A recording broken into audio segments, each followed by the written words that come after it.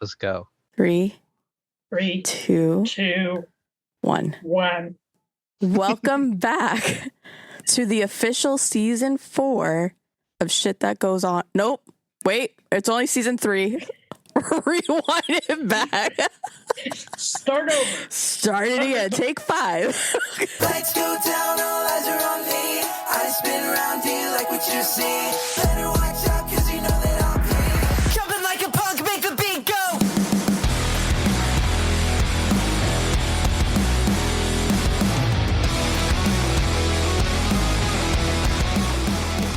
Let's give him another count already.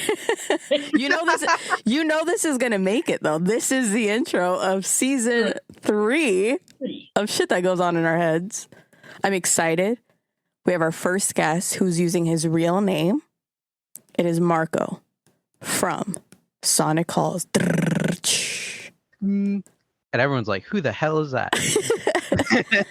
Yeah. So Marco, you're here with me, Dirty Skittles, G-Rex. We got our producer Bizzle in the background. Tell us what you want the people to know about who's Marco. Who's Marco? I'm a 21-year-old Scorpio. Nice. And I play in an act project thing band kind of called Sonic Halls and making music things. Where can people and I'm find a cartoon nerd. And what was the last part? Sorry to cut you off. Cartoon nerd. Nice. Okay. Where can people find your music? All the social media stuff is at Sonic Halls Music. That's Hedgehog, Cough Drops, Music. And then we're on Spotify, Apple, SoundCloud, all that stuff. So I love that. Speaking of where to find you, I did after we briefly met, we kind of chatted a bit. I did go and subscribe to your YouTube and I saw that. Thank you. And I literally jammed out to the cover of One Direction.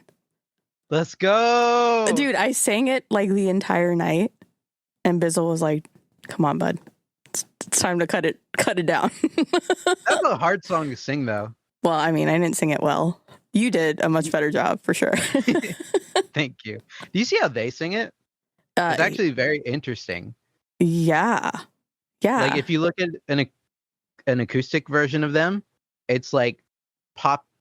It's like usually basically they have like the main line, the da na na na na na na, whatever that segment of words is at the time is all 5 of them, and then like 2-3 of them pop out for like the next part. For like the next word so they can catch your breath.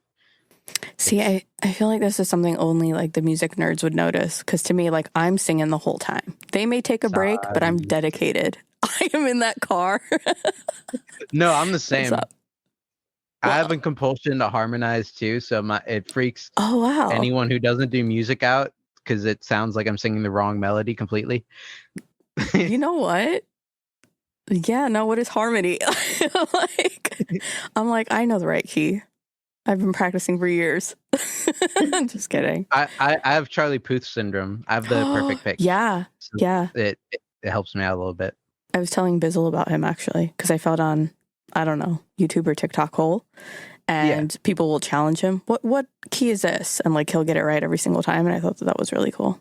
Did you see in like he's walking down the street, someone says, "Charlie, what's this?" and taps a note. Yeah. But he got it, at least if the audio and the video is correct, he got it wrong. Oh, he did? Ooh. Yeah. Do you think they edited it afterwards? Maybe. I've seen different people like it's like an iHeartRadio thing where like he says a note and then it's like, what's the sound of this horn? And it's like an air horn that's a completely different note. That's clearly a different thing than what they played him. All those Charlie Puth haters. We'll address them in a separate podcast, don't worry. This is the catalyst. Right. G-Rex, do you have any idea who we're talking about? Because I don't picture you as a Charlie Puth listener. I do know how you're talking about. Oh, yes. Not that old. Well, it wasn't so much for that. I don't know. Wow. Really? I don't know what it was. What do you think I listen to? That's a good question. I guess I don't know. I listen Katy Perry. I do listen to Katie. I Boom, listen to nailed it. Pink, but I also listen to everything from AC/DC to ZZ Top. So like I a love little it. classical, a little pop, a little R&B. Not really into rap. A little bit Okay. of punk. What about You know, I country? grew up in the 80s. So, All right. you know, Those are decent The bands. Clash, you know, Depeche Mode, The Cure. Ooh, I love The Cure. My uncle just saw The Cure recently. What?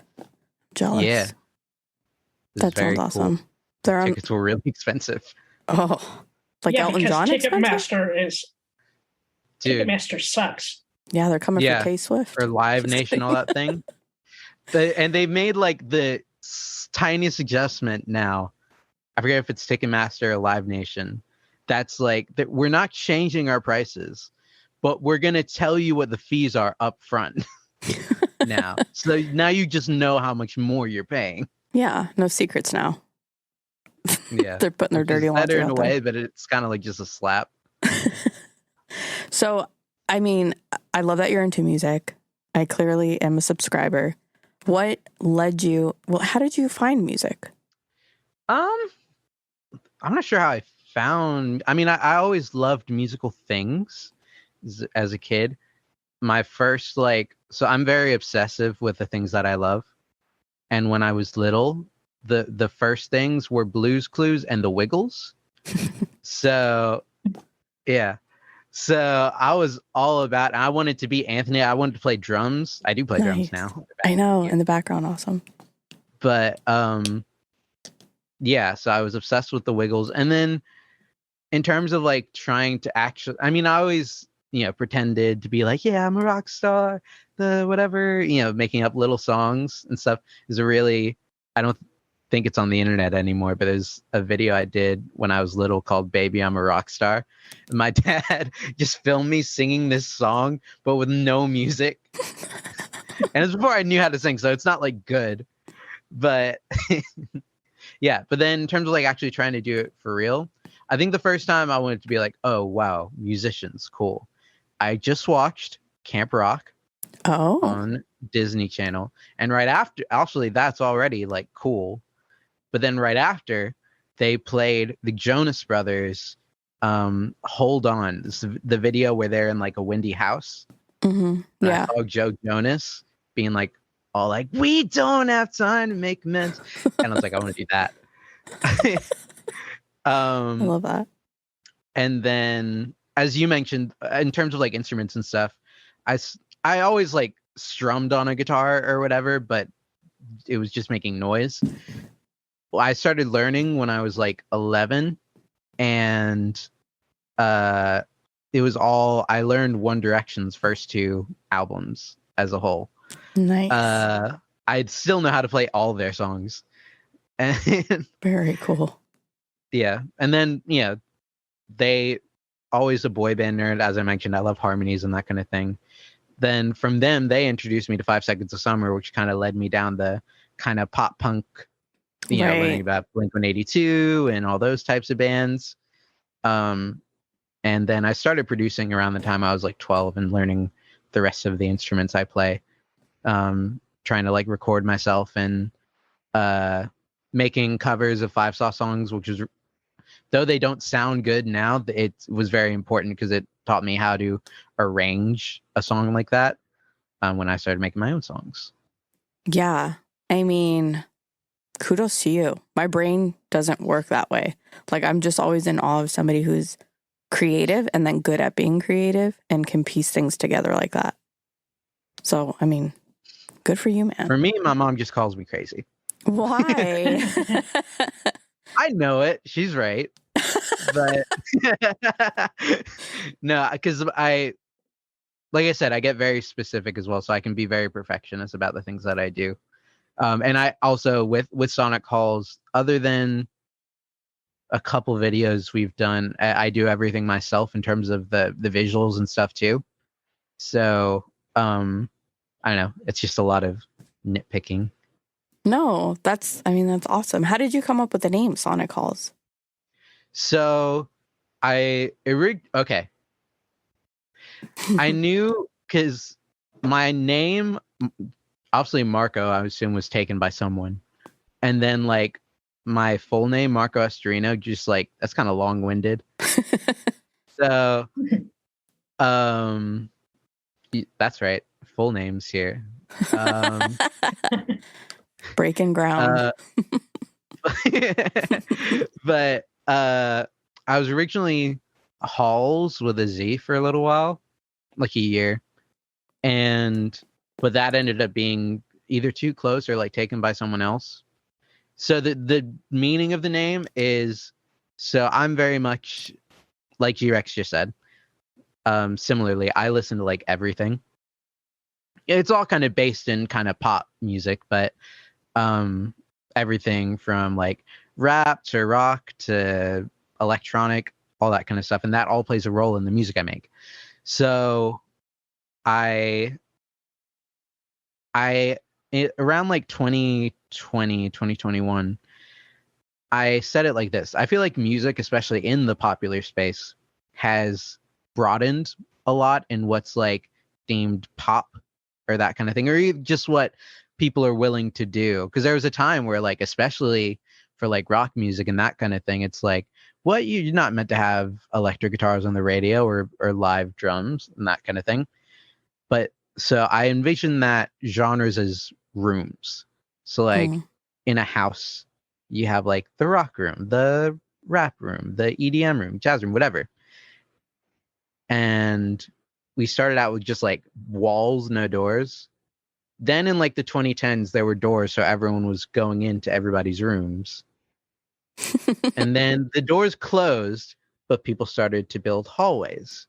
And there are a lot of the artists I love, like there's bands like Water Parks, or even, you know, artists like Billie Eilish or people like that like to ride in those hallways, and I would consider myself a hallway dweller. So, sonic halls. I like that. Sonic meaning sound.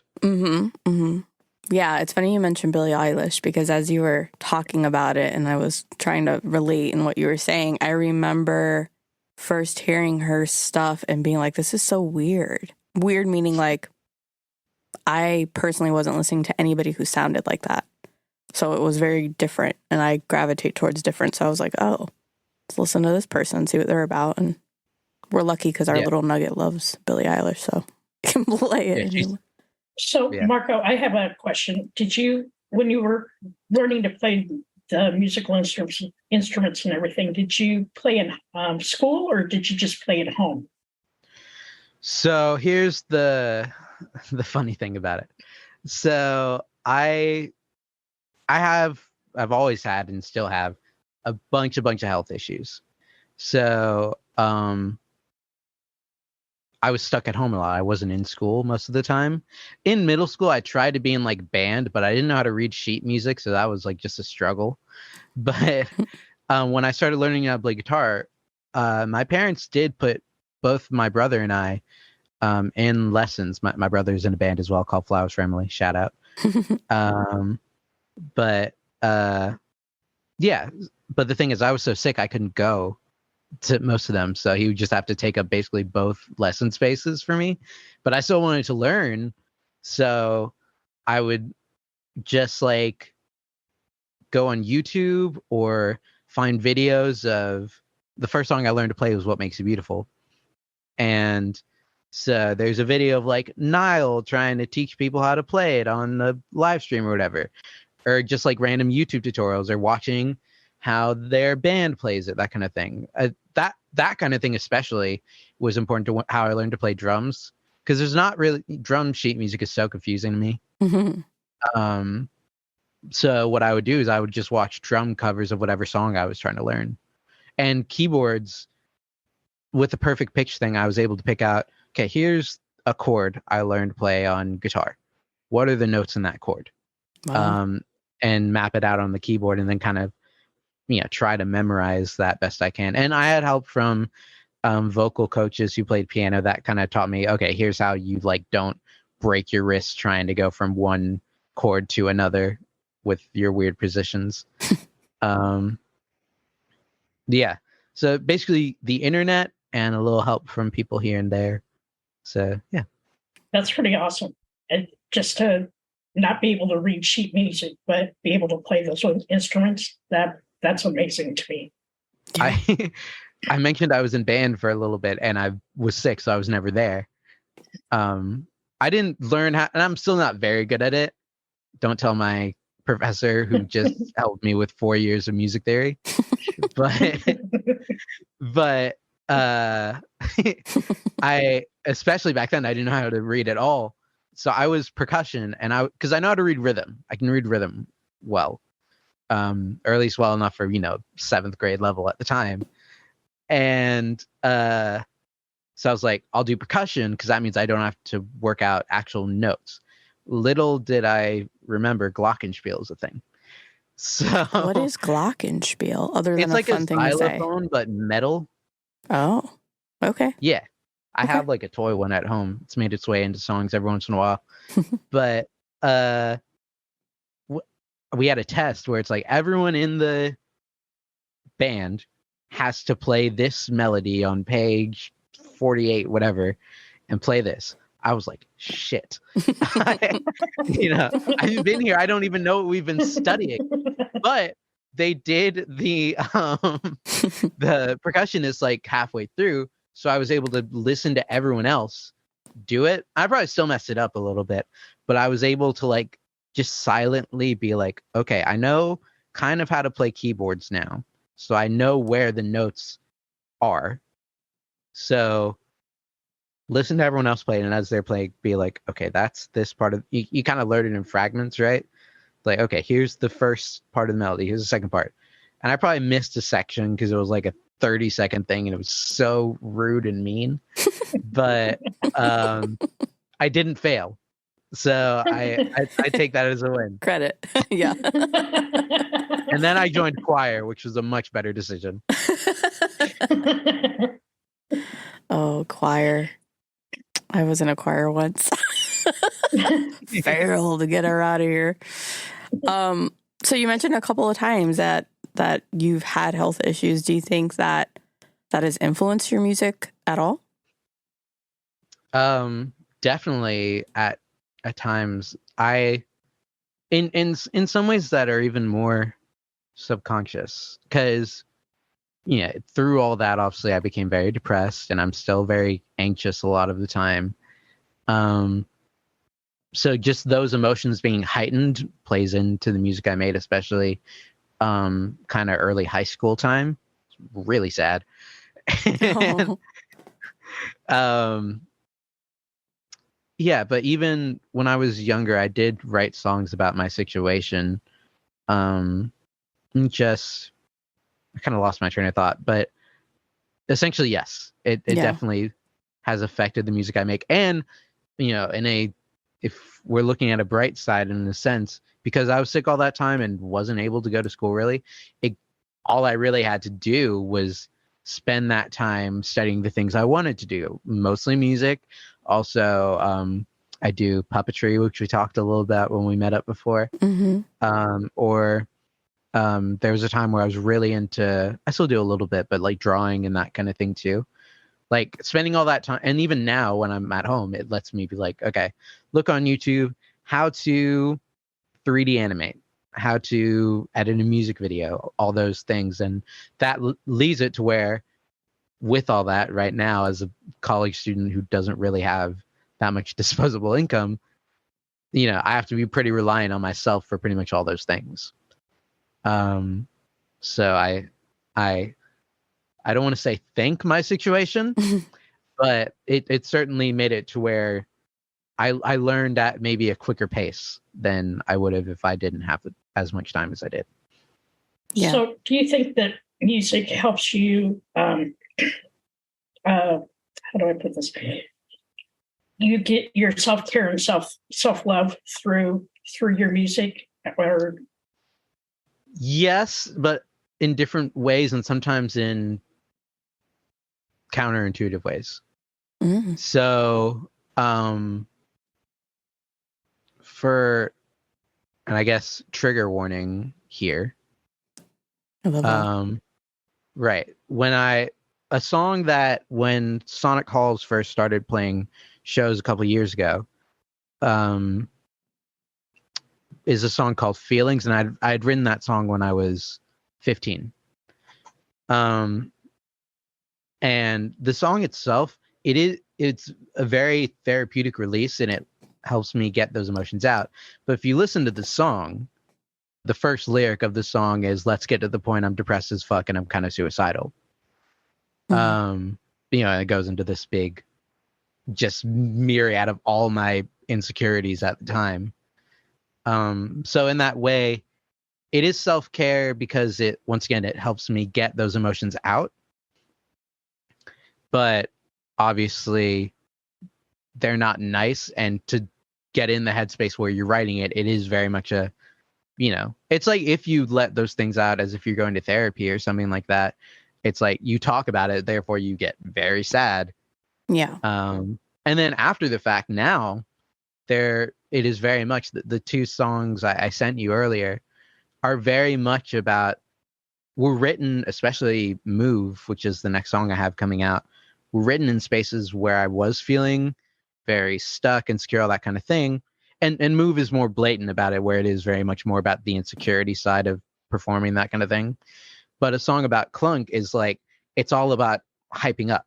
Mm-hmm. So like, if I'm like down or just jittery and like, but am not well enough to like do stuff, mm-hmm. the result will usually end up being a really hyper energetic song that makes me really stoked. And once I am well enough to do it, that, we haven't played shows in a while, but we're about to start soon. Makes me that much more excited and happy. Wow. Once I'm performing, especially a song like Clunk, because that song is just fun. So that's interesting. So you're not only writing songs about the emotions you're feeling, but ways to sort of get to emotions you want to feel. Yeah. That's cool. And it even helps you access. I write about things, and as I'm writing about them, I don't realize as I'm writing what necessarily it even may be about in a way. Yeah. Like there's definitely element, like Move is a good example of that. So the story behind that song, and anyone who's seen my TikTok recently will have heard kind of the first verse and the chorus of that song. I just come off a tour, like 2 days of a tour. And I had COVID, so obviously I wasn't allowed to go anywhere for a while. Yeah. And the way my body responds to like recovering if I'm not feeling well is like, I don't physically feel well enough to like exert energy, but the energy gets built up. So I'm just like, I need somewhere to go. Thing. Right. Mm-hmm. If you listen to the song, you obviously hear it's like a million miles a minute. So the song I just started writing, I knew I wanted to write something make me move. But as I started writing the verse, I was like, okay, these lyrics are kind of cool, kind of fun, a little different from what I usually do. And I was like, oh, by the time I had like finished writing the second verse, I was like, oh, okay, this is a song about insecurity and trying to hold people's attention.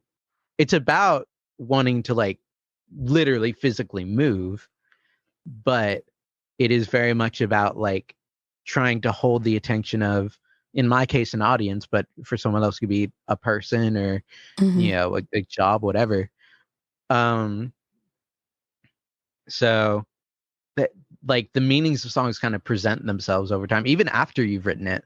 It's like, oh, this at the time was just kind of a lyrical and emotional vibe I was in, but it ended up connecting to a situation I had like 2 weeks later. Yeah, you're rediscovering new meanings. Yeah. That's cool. That's really, really cool. Are you comfortable sharing any of like the health battles that you've had? Yes. It's a weird segue. I felt like I had no segue. No, it's valid. It was just like, way to go, Dirty Skittles. Way to throw it out there. Way to go. Well, because I had another question about music, which was, so, me as a listener, there are definite times where an artist's songs, or like, I'm very big on lyrics. Like, I love a good lyrically written song. And I know in my personal life, there are definite times where, without really expecting it, like you put on an artist that you like, you hear a song, you relate to it 100%.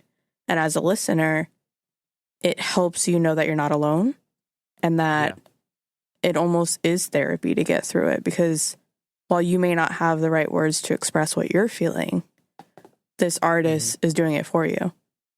So I was going to ask, like, while you're writing it from your perspective with whatever's happening in that moment, do you ever think about the listener and like how it will affect them? Or does that come into play at all? Like afterwards, like, wow. With darker songs, I do, because I have to be careful. Because for me, I'm singing about my, dark thoughts, insecurities, all that kind of stuff. But I don't want that. I don't want it to come off to a listener just being like in the worst headspace sometimes. Or even if it is a somewhat more positive song, if it does, I have a song that I've been working on that touches on those types of things. For me as an outsider, as a friend of someone experiencing it. So with things like that, if it's otherwise though, the best I've found and I've heard, the best ways that you get to those things where people do relate that much more is if you kind of write selfishly in a way. Right. Yeah. It's like, get the specificity of everything going on with you and you'll interpret it however it literally was to you. But another person can take your words, even if they're the most specific thing in the world. Once again, I mentioned my favorite band is a band called Water Parks. Mm-hmm. And for if anyone who listens knows them, they know that the singer Austin's lyrics are incredibly specific to him. He's name dropping random people and friends that he has, and it would make no sense. But it all melds into like, you get in the vibe of the emotion of the song still. And you can even translate, even if it's not what that person's singing about, you can translate it to your situation. And, if it is a specific situation that is that much more relatable to people anyway, obviously they apply it even further. So I never write with the intention of being like, and this has got to be relatable. Right. But got to appeal to the kids. But it's got to be like, no, I got to relate to me. Mm-hmm. And then the kids will come later. Yeah. No, I get it. And I feel like that's kind of a segue back to the other question. If you're writing selfishly, right? And I can imagine just the little bit I know about your story and some of the health issues you've experienced. Like, I'm just very curious to know how you were able to, I guess, work through those health issues through music. So maybe sharing what the health issues are. I don't know. Yeah. So it essentially works as a distraction. So Fair enough. The thing which I talked to you a little bit about before, there's a lot of things I had and have, I guess. But I've always had chronic pain, and specifically one thing I didn't know I had for a long time was this thing. If you see my face gets brighter in the video, it's because I'm going to a Google thing because I want to remember the acronym because I couldn't last time. No worries. I had a thing called MALS, median at arcuate ligament syndrome. Definitely knew that. Flows right off the tongue. Right. Essentially what that means is, for those who don't know, you got these things hanging off your diaphragm, which is at the top of your sternum, called a ligament. And one of mine was wrapped around a big old artery that was like pulling my diaphragm down. And as anyone who sings knows, you really need your diaphragm. And even just in life, if I'm a talkative person, I just move in general. So doing any of that really hurt. Oh. It would come in like really sharp waves of pain in random spots in my stomach, especially right before I got diagnosed. It had gotten basically to its worst, and I was like, I'd be screaming in pain half the day. That sucks. Yeah. So through that, music really helped because I actually wrote a paper on this when I was younger. Music sends endorphins and stuff to your brain. I didn't know what the word endorphins meant when I was 9, so I just thought of dolphins floating to your brain. And but it like stimulates your brain in a certain way to where it kind of makes you forget.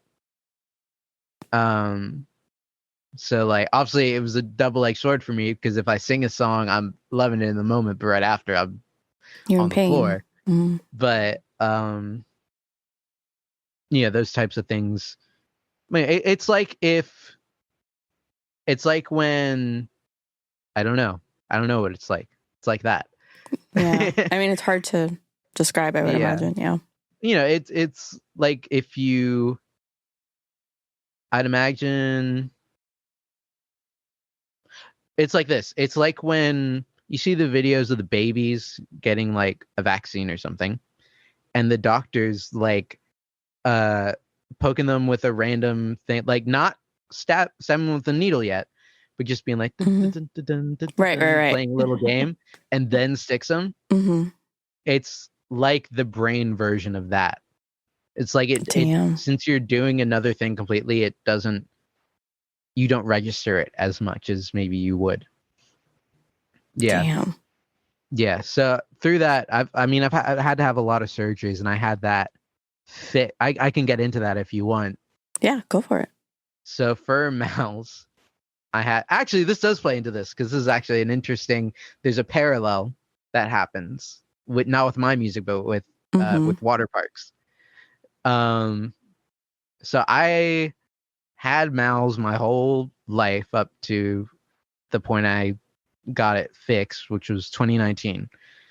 And so it's this really rare thing, so no one knows how to diagnose it, when to diagnose it, kind of thing.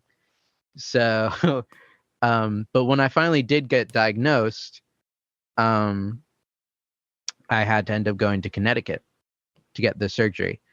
The same day I found out that was happening, my favorite band ends up releasing this new song. It's like the thing of like what ended up being kind of their breakthrough album, a song called Turbulent.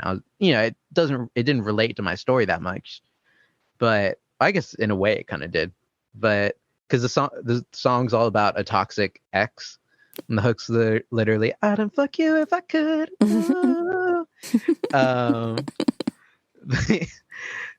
Which I guess in a way is what I was doing with this disease. But as the like milestones of this surgery cycle, it's not like an album cycle, but like the milestones of it happened, a new drop would get released. So like It's the day before surgery, they leak this random song on Instagram. The day after drive home, it's like the album gets announced and all this kind of stuff. The first song I cover, and it's never coming out because it's really bad. But I tried to studio cover was the next song they released. First show I went to was the tour for that album. Yeah. So essentially, it offered little distractions in what ended up being a very traumatic experience, because that surgery did not go well for me. That concludes part 1 with Marco from Sonic Halls, featuring Clunk.